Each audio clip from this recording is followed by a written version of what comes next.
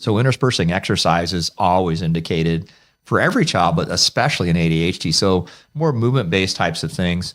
One of my favorite kind of vignettes was there was a dancer, and I'm not remembering her name, and I hadn't thought of it till just now, but she was in a regular school, and she clearly had hyperactivity, and she was from England, and so they just put her in ballet and dance class, and she became a world-class ballerina or dancer. I think she was a ballerina. And so, part of it is like meeting your child where they are and then thinking about, maybe this young man is going to end up being a tradesman working outside on construction and being able to move and things like that. And I don't mean that in a deterministic or negative way. It's like, how are we going to optimize learning? Sure. The Nashville School for the Arts has a lot of children that really are into movement and so on. And they're able to accommodate that, and channel it like the dancer I mentioned.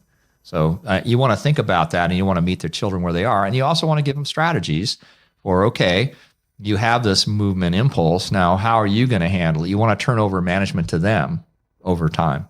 I'm not an expert, but I have read a couple of reports on movement, specifically being outside and just like normal developing, and not even specific to ADHD, that if you spend more time outside moving, you're actually smarter.